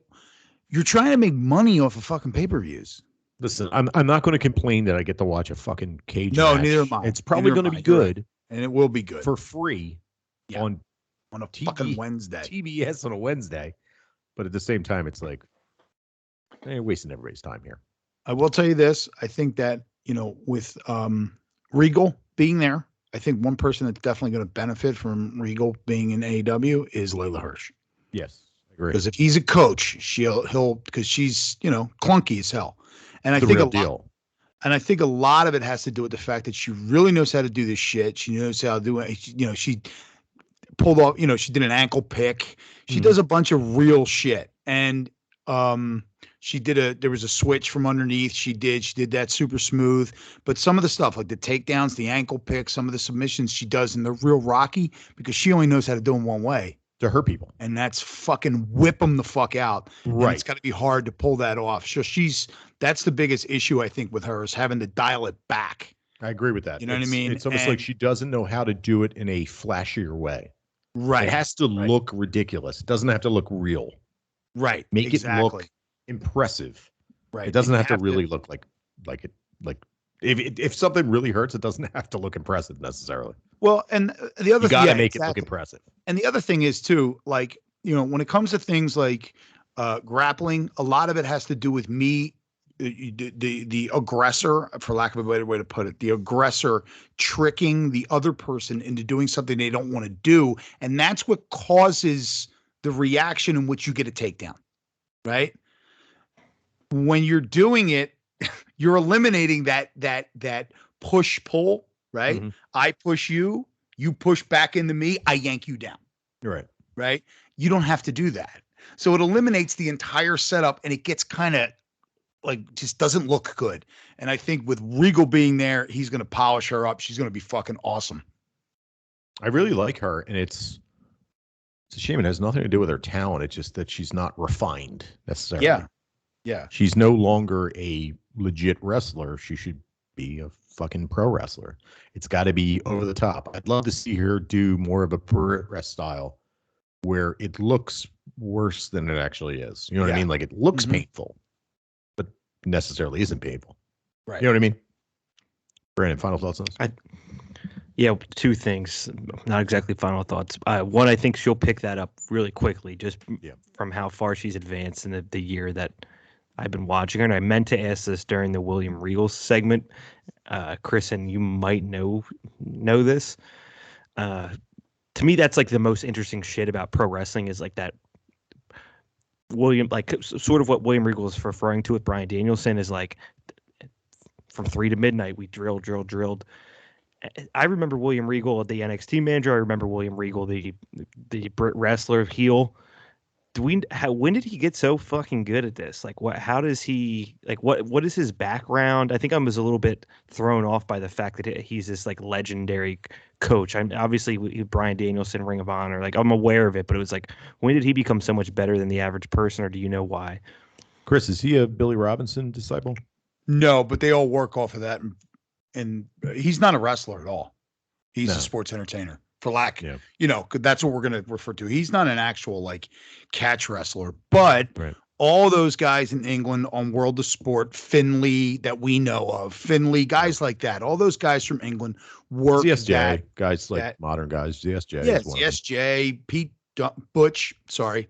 of them. Butch. Butch, I forgot Butch, about that. Butch. But all those guys all work that catch wrestling, that's catch wrestling is called catch wrestling because anything you can catch, you can break. So, that's where you get the finger turns and, the bending, a lot of wrist locks and things like that. They all work that way. And it's very, I watched what made me do it, but I fell into a YouTube hole years ago of World of Sport from like the 80s. And that's all it is. And it's all taken. So to go back even further, it's from the origins of professional wrestling when guys like Hackenschmidt and Lou Thez used to wrestle. They would do legitimate no time limit submission or pinfall wrestling matches. Okay. And then they realized we're going to go do this. We did it in Philly. We're going to go do it in Baltimore tomorrow. Why do this legitimately? We'll just do the same match because when they were doing it, nobody knew. Right. So you can go do the same match over and over again. And that's how it ended up becoming what it is today. And it really stuck with that, that formula. Everything was 2 out of 3 falls. It was very like traditional folk style, which is folk style is like what you see in high school, like that kind of wrestling. And he comes out of that school. So where he's not, I don't think he has any real legitimate like amateur wrestling background. They were all trained like that. And that's why he's so good. Like we were just talking about is not only was he trained in those things that are legit, but he's trained in these legit things that are tweaked and refined to be able to do them without hurting somebody and have them look really good. And that's why he's as good as he is. And then he's got a great fucking personality and he's never been afraid to bear his ass on television. He's all about, once again, Scott Hall. I don't give a shit. We're getting a paycheck. Right. You need me to look like a fucking moron? I will look like the biggest moron you need me to look. Everybody's got a role to play.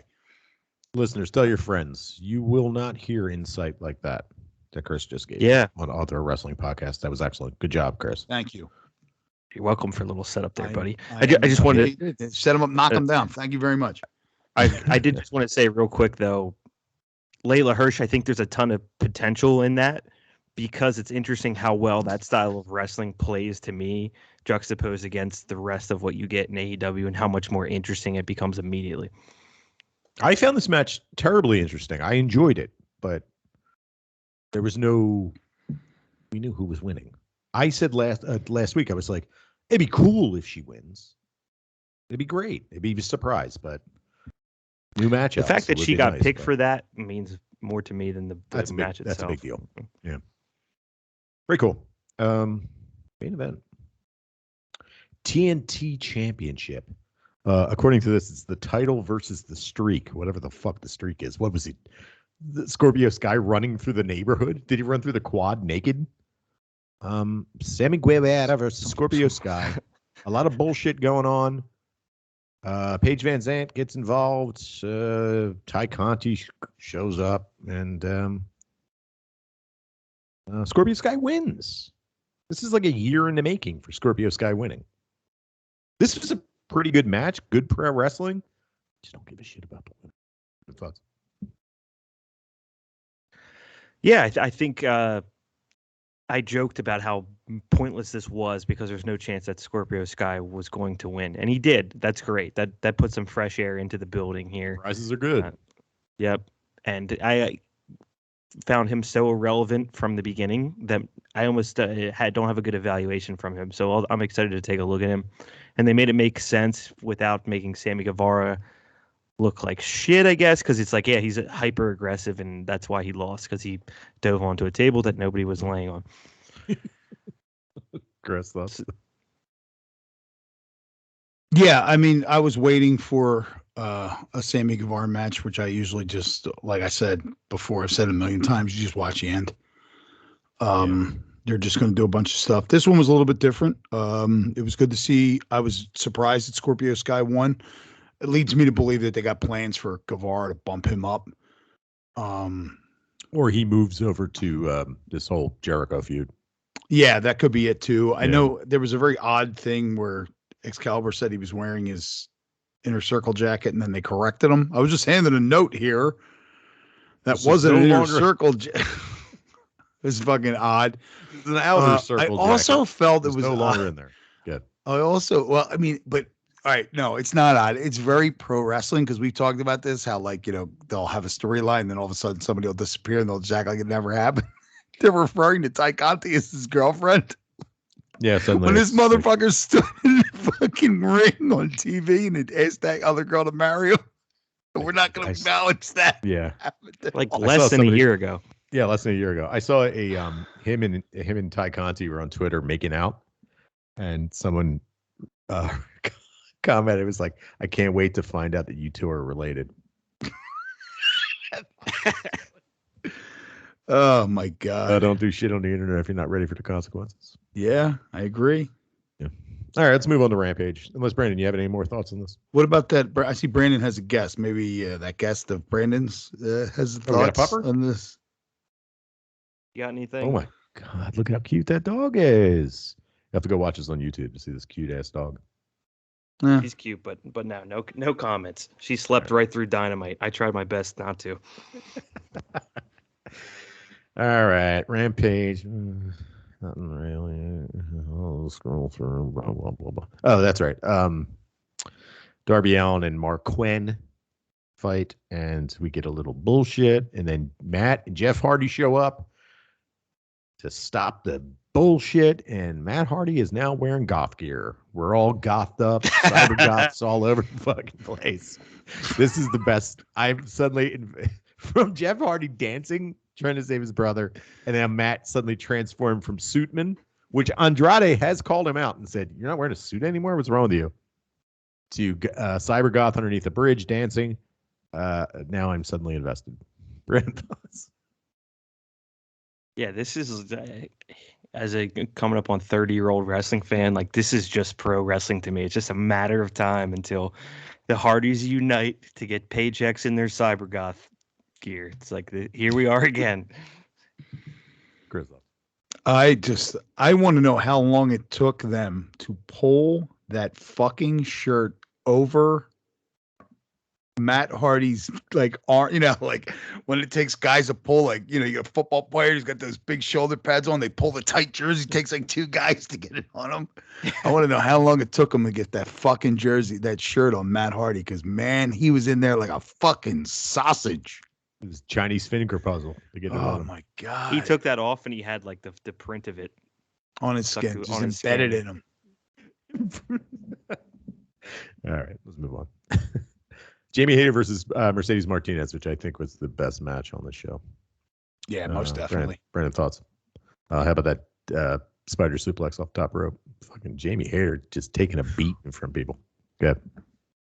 Yeah, Jamie Hayter's great. This was nasty. I got a little concerned there at that spot where I was like, is this intentional or is Mercedes Martinez body failing in front of our eyes here? Because she almost landed on her head. But She's Mercedes is a little slow. I gotta say, but Chris. Yeah, I agree. I mean, it was cool. I'd like to see more out of Jamie Hayter, but this is the role she's in now. So just play it for what it is. She got the win, which is rare. Yeah, very rare. Mercedes Martinez is very, like, gangly. She's kind of lurchy. So everything Jazz looks. arms. Yeah, she's got like real long. Everything looks really slow with her. It may not be. It just looks that slow. So Yeah. whatever. It was all right. It was the best Yeah. match on the show. Main event, the only match that mattered. Keith Lee versus QAnon T. Marshall X Jones. All right, let me move on to the main event. Tony Nese versus Swerve Strickland. All right, let me move on to anything else. All right, do we have anything else to talk about? These matches stunk. There's Yeah. remember when I said there was going to be a I'm not going to go crazy on this, but remember when I said there was going to be a theme that was going to run through both of these shows for me? Mm, These are two other people that you are fucking. Why? duds. Why? Shane Strickland. Where does he fit in? He's not Shane Strickland. Shane He's just Strickland's a UFC Swerve. fighter. Where does Swerve? Isn't he a Shane Strickland as well? Isn't Swerve Shane Scott? Strickland? Swerve Scott was Shane Strickland. Swerve Shane Scott Strickland. Whatever. Who cares? Where does Swerve fit in? Tony Nese, they've been trying to cram down our throat for a month now. Nobody fucking cares. Swerve. I A just- little bit of a belly. That's too. Looks 205 like he's Live. This is chilling out. 205 Live. Yeah, Are they going to that's start what it another is. show, or are they going to send like what's going to happen here? I just don't. They reference 205 Live like in every promo leading up to this. We used to fight on Fridays. Nobody watches or something like that. Like, what the fuck are you talking about? And now you fight on Fridays again. And nobody watches anymore. Nobody's watching. Got 400,000 people watching. Friday and another Friday, and nobody watching. Ain't nobody watching. I Like don't do it. what an ice cold way to bring Swerve Strickland in, then have him recreate a 205 Live match in the 205 Live time Time slot. slot With with less him. fans. They dudded than him with his 205. premiere. He was a dud on his premiere. He came out and he was overshadowed by everything else. Cool. All right. Any final thoughts on AW this week besides Do it was people- mediocre, Brandon? Now, hopefully this dog doesn't take a shit on my lap in the next 5 minutes. I'm good. Oh But God, that we was need a poopy God pants live, story. please. No, please. Dog shit. happen shit. live. Dog shit. Shit. It's coming. It's a Shit. matter of Shit. time. Shit. Chris, final thoughts? I predict a mass quitting of AEW. Like, there's going to be a quarter where a bunch of those people are just like later. That's it. Yeah. That's all I got. Or Here they're we getting go. funneled to Ring of Honor. Or That This is might another- be a thing. Yeah, that doesn't even have a fucking but that doesn't even have a home. it's the Internet. same thing, but I'm wondering if they're now Fight going to like TV. yeah. Fight TV and the internet, wrestling fans actually pay for that Oh my stuff. God, that dog loves you, Brandon. This is amazing. Wants to give This you is big the- kisses. This is the pandemic dogs. Yes, it's like I never even thought. I never thought of sleeping that. around my neck. Yeah, Chris. I never thought of the pandemic dog. And you said that It's a to me. thing. It made perfect sense as soon as you said it. That you're going to have all Right these after everybody damaged went- Go ahead, I'm sorry. damaged dogs that can't exist without you because the formative years of their lives you you were were home around all them the time. 24 hours a day. Yeah. Yeah, Also, that's- a bunch of people, especially dickheads in New York, were home, and as soon as they had to go back to work, they Got just rid of dumped their dog. They dumped their dogs at the fucking shelter. Scumbags. Yeah. You know, We're we've thinking been about looking at getting one. dogs. We've been looking at dogs for Dogs are cool. They're we've fun. been looking They're at beautiful. dogs for 2 fucking years. Yeah. Okay. Hold Okay. on. Yeah. Okay. Been looking at dogs for 2 years. It has taken us this long to figure out like the logistics and whether or not this can happen. That's- This is how long the thought process is going on with us, right? Like, can we take care of it? Yeah. But we have to think about this is a major fucking move. Yeah. This isn't just buy this thing, it's fun. No, it's a major fucking, and it isn't goldfish, which is going to die in 3 fucking days. Yeah. It's a major move. And even we were like, okay, we're going to get a dog. Not until the end of the year. You know, things like Having- that. It's having a 2-year-old for 10 years. Yeah. And if you feed it right, a lot longer. We have this discussion a lot in my house. So I got one cat left. One passed away. My cat is now 13 years old. If we were to bring a dog into the house, like, she's older and she's already a fucking drama queen. Like, that would be a big deal. Also, my wife doesn't listen to this podcast, so I can talk shit. She ain't gonna walk it. I'm gonna be doing everything. I do everything around this fucking house. It's a fucking nightmare, dude. It's I'm gonna 7 a.m. I'm telling you right now, you need to go back and fucking edit that. That's I gonna did. bite you in the ass. No, I won't.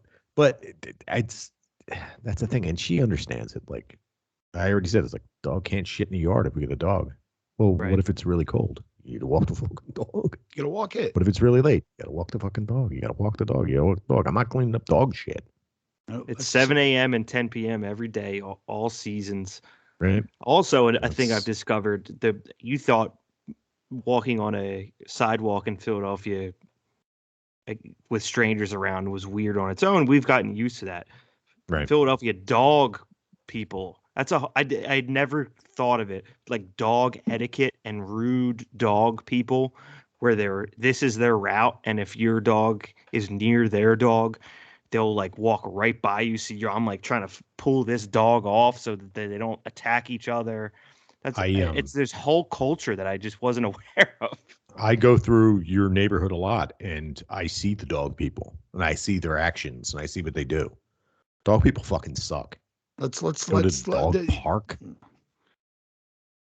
Easy to avoid an adult stranger, but then the dog is like a little antenna where you like start bumping into each other, and you're just like, get the fuck, go down a different street. I walk down the street. Well, let me tell you something, motherfucker. Guess what? If I lived in the city and had a dog, every street I walk down is my fucking route now. Hit the bricks. Right. Unless homeless people came up. Unless homeless people showed up and they wanted to fight Chris. I run. I mean, really, what am I gonna wrestle with this guy? He's got more dirt on his coat than I've ever had, and then I've washed off of me my entire life. What are you gonna fight a homeless person? What if he wins? You lost to a homeless No, person. it was. What are you talking about? 3:00 in the fucking morning. Nobody's seen it. I would have lied. I told everybody I kicked his ass. Oh, this happened. Yeah. All right, but no, I mean, and we had to move. We had to move to the suburbs to discuss dog ownership. You know, we still might do it, but I just want to see what's going on with the cat. I care more about my cat than bringing another fucking animal into the house, another mouse. And then if you know when you want to break from pets for a little bit. Nope. No. I love my children.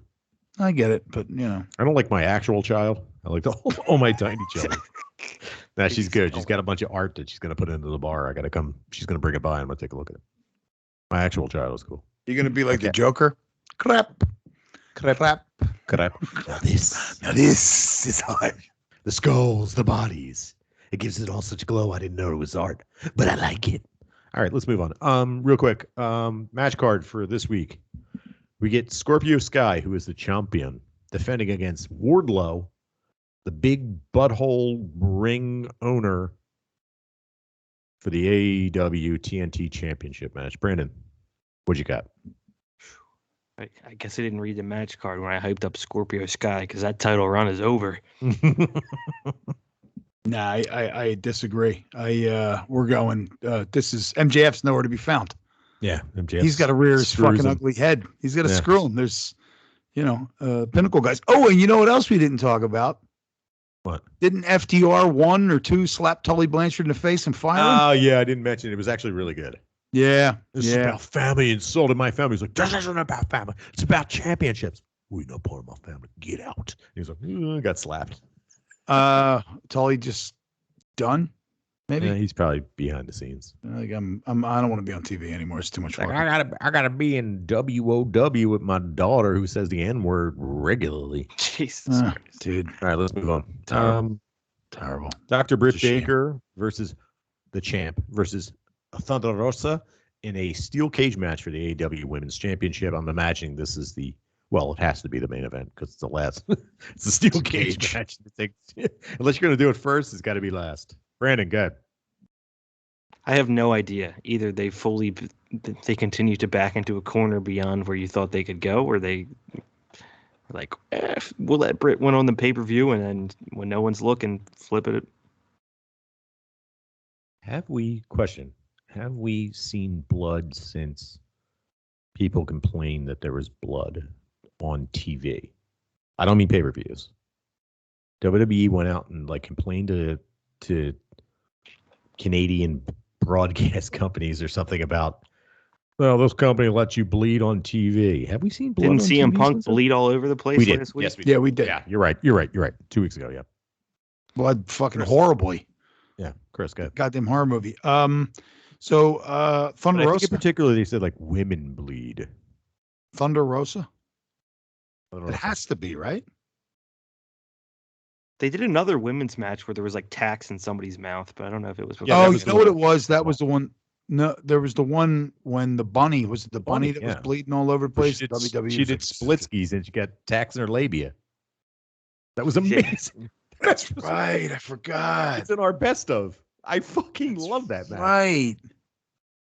But yeah, I would assume. I mean, like if Thunder Rosa doesn't win this, what are we doing? Yeah, I think Thunder Rosa. What are we wins. doing? Rick could use a little time off, go work on, maybe she's got a seminar she got to go to. Yeah, With the got to re-up them dentist. licenses. Here's the other thing that I think we don't take this into consideration that often. Their pay-per-views are dispersed. Mhm. They're not. Their goal should be the pay-per-views should be in addition, a revenue generator in addition to creating ratings on television. Yeah, I They're a think so, too. television show. They are. So a I TV wouldn't show. be surprised if you see the title changes. I think it's more important. We're used to it happening on pay-per-view because that's Pay-per-views. just what we're used to. Pre-programmed. Pre-programmed, we're conditioned to it. But honestly, for them, WCW used to do the same thing. You would get big things would happen on TV. They're a television program. That's what they are. So I wouldn't be surprised. Yeah, Also, they you know, don't that's do what- house. They don't really. They don't do shows. house shows. They're Yeah. not really a traveling company in the traditional sense. They don't know? have, Britt Baker showing up in fucking Lancaster, PA, and breaking her voice box in the hospital. It might miss WrestleMania. Instead, they do it all in one night on Wednesday. Yeah, so Hmm. and that's why they're able to keep their wrestlers from breaking their voice boxes in front of nobody. All right, so we get Adam Cole and Red Dragon, which we talked about, versus the Hangman and Dinosaur Express. Brandon, thoughts? What is Adam Cole plus Red Dragon called? Undisputed Era? Undisputed Era. And they won't do this now? That's off limits. I was joking about this before. Like, it's like, oh, it's only Red Dragon if two of the three of them hang out. So the other one shows up. Right. It's not called that anymore, even though they've worked together for 10 years. But yeah, I don't know. I'm very much disinterested in Red Dragon. All these guys from NXT that you thought were hypothetically needed to be unleashed have had nothing up their sleeve. So No, they're exactly what they are. Upper mid-card guys that can get heated up to challenge for a title, but when it comes down to it, they're tag team dudes. Yep. Chris, thoughts? Yep. Well, I mean, in traditional AEW sense, I guess the heels will win, and then this Adam Cole fucking Adam Page thing will just carry on forever. Great. All right, next up. Bryan Danielson and Jon Moxley versus Wheeler Yuta and Chuck Taylor. Oh, massacre. All right, here we go. Wheeler Yuta is joining them. You think? That'd be nice. Well, they're not getting Daniel Garcia. Yeah. And he mentioned Wheeler Yuta. He mentioned, who's the other guy he mentioned? Lee Moriarty. I hate Lee Moriarty. Do you really? Is that this guy? I'm sorry. doing Comes hand down to the motions? ring. And What he is does that? This he does like a dance, doesn't he? Wear a you're thinking of mask? Adolf Hitler. You'll have to check it on YouTube. What Chris's dance. I wasn't Sieg Island. I was doing like. Island. No, who is that dude? Hank Doesn't Clapp? he? He does like some kind of like I'm a ninja kung fu guy dance when he comes to the ring. He wears a that Lee mask. Moriarty? Then is that the guy that thinks he's Tiger Mask? Yeah, I guess you're right. Yeah, Lee Yeah. Moriarty's the Tiger Mask guy. Yeah, he is Tiger Mask guy. You're right. Yeah, and he does some He's the Adolf silly. Hitler guy. Is he the Adolf Hitler guy? All right, look, it's official. we're oh my god. It's like 11 o'clock. Anyway, Jesus, I don't- it's gotta end. Jesus Christ. All right. It has to end at some point. Are you excited to watch fucking? Oh my god. Are you excited to watch AEW this week? I'm looking up Hitler. Why end? Give me. Yeah, it's him. This dog is like, how the fuck are you still talking this 4 hour? wrestling. You know, like I looked up Lee Probably not a Moriarty to Kimura make sure I shirt knew who he was. wrestling shirt this week. Not a Gamora. Yeah, Chris, I'm sorry. I'm wearing a Went off mic. t-shirt. For some reason, I have a feeling I'll be wearing this t-shirt again next week because it's very comfortable. I Mor- was changed. I was Lee changed Moriarty. to keep the kayfabe going. Oh, changed. nice. I just really like this shirt, so I'll probably wear it next week. Lee Moriarty, like they made a big deal. Lee Moriarty is hashtag. Oh, this is elite. All Elite Wrestling's horse shit. They made a big deal. They had the post. He is all elite. My response to that, being a wrestling fan for as long as Wait, I've been, did you respond online like you did with No. the Ring of Honor? You are No, the no, top no. fan. No. Okay. My response to that, when I saw it, was, "Who the fuck is this guy?" Not Lee Moriarty is all he comes out. He's like, wow, wow, tiger mask. He comes out and he goes, he comes out and he just goes like this. Oh my god. And he wiggles his fingers like Tiger Mask is, mask His beard that he has. His beard. Whiskers? No, they're not whiskers. It's like that tiger beard thing. His mane. His tiger. The mane. beard. Oh. I've There had you go. enough. I've had enough I've of had all of enough. it. All right, let's get out of here. Oh god. I hope you guys enjoy listening to us as much as we enjoy talking. Thanks for joining us this week and join us here every week at Wrestling is Hard. Follow us on Instagram and Twitter at hard4wrestling. Subscribe to our YouTube channel, Wrestling is Hard Productions. Subscribe and follow to everything. Why aren't you telling your friends? Be like, these guys from Philly do a really funny podcast. And for Brandon and Chris, I'm Jim, and we'll be back here next week.